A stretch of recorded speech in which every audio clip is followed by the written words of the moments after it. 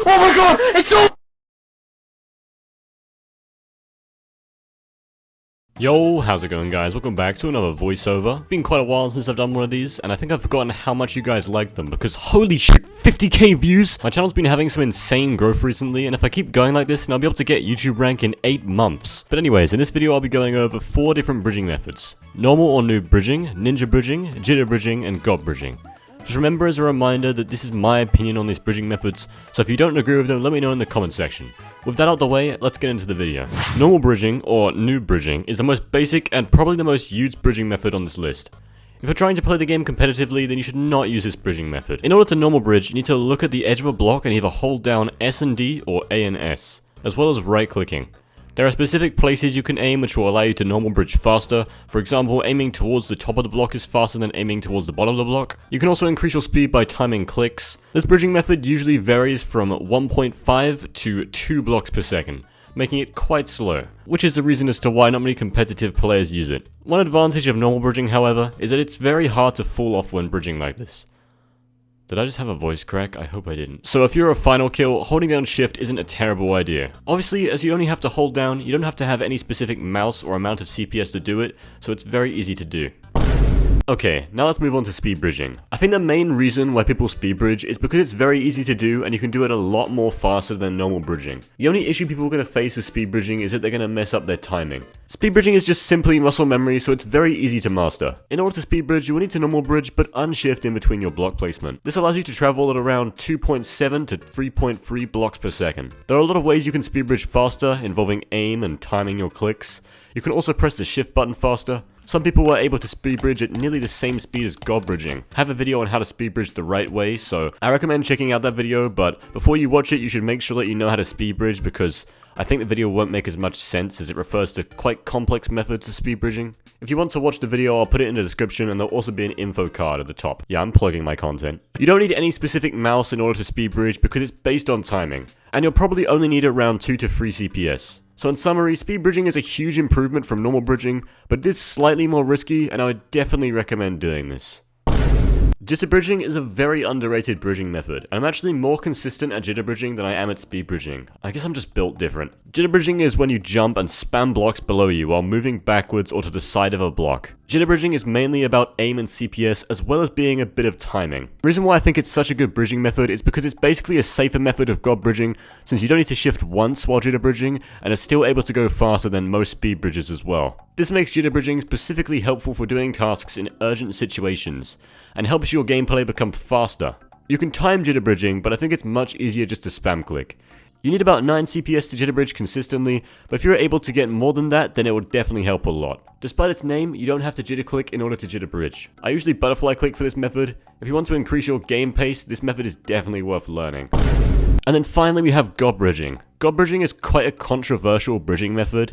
A lot of people think it's extremely helpful, and a lot of people think it's a waste of time to learn. Personally, I don't think it's worth learning god bridging with the intentions to use it as a main bridging method in Bedwars. However, I do think it's a really good method to learn if you need to quickly get from one place to another in a game. Since this method is slightly risky, the speed part of it gives you the opportunity to use it when you need to travel faster. Using it as a main method, in my opinion, is a bad idea because you can easily fall off the edge on your first rush and throw the game. As for mice, you will need a mouse that has low debounce time. Usually a Bloody brand mouse or a Rocat brand mouse will work well for this. You'll need to drag click to god bridge, and that usually requires a lot of CPS, so I would only learn this method if you want to use it for strategy instead of consistently bridging with it. Obviously, some people can do it really consistently, but it's always going to be a little bit more risky than speed bridging. Before I tell you what the best method is, I just want to give a few honorable mentions. I'm definitely not just trying to get 8 minutes watch time again. Nope, I would never deliberately make a video longer just to get watch time. Yeah, I'm not stalling or anything. I'll be going over a few bridging methods which didn't make it to the list, and explaining why. So the first method is breezy bridging, and I would consider this a useless bridging method because it's slower than god bridging and nearly the same speed as speed bridging, but just more inaccurate. There's no point in learning breezy bridging unless you want to brag to some of your friends that you know how to do it. Another method which I didn't include is the Andromeda bridge.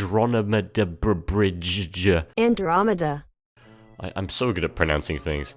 And the reason as to why I didn't include this is because it's basically impossible. It's impossible to do it consistently without going slower than speed bridging, which kind of defies the point of what is supposed to be the fastest bridging method. I also didn't include jump bridging or dolphin bridging because it's just another useless bridging method. It's very slow, it's very inaccurate, and there's no point in doing it unless you want to show it off. Then again, I didn't include tele bridging because barely any people actually main this bridging method, and it's also really difficult to do consistently.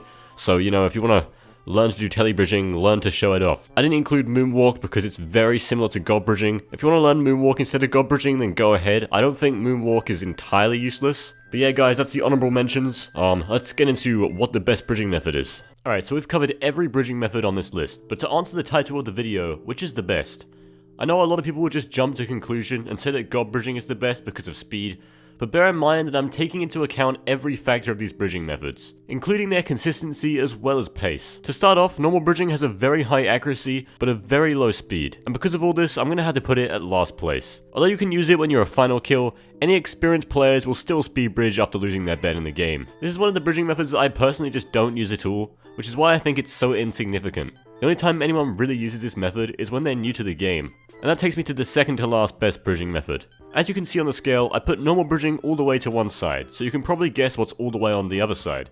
God bridging. God bridging is very good to use as a strategy every now and then, but is not a very good main bridging method. You should use God bridging about as consistently as you use fireball jumping, because it isn't very necessary most of the time. As a speed bridge main, I don't really see much of a significant difference between fighting someone who can God bridge compared to someone who can't on my first rush. I know some people can do it consistently, but I'm not sure if the time it takes to learn that is really worth it, because it isn't really that helpful most of the time.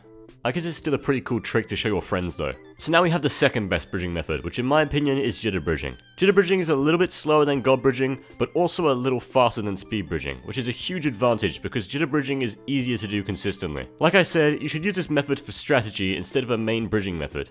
But I think the fact that it also allows you to go up and reach high ground gives you another opportunity to use it, making it more accurate and more useful than god bridging. So finally, the best bridging method in my opinion is speed bridging. It's quite obvious that this was the answer to the title of this video since it's literally a really consistent way to bridge as well as being double the speed as normal bridging.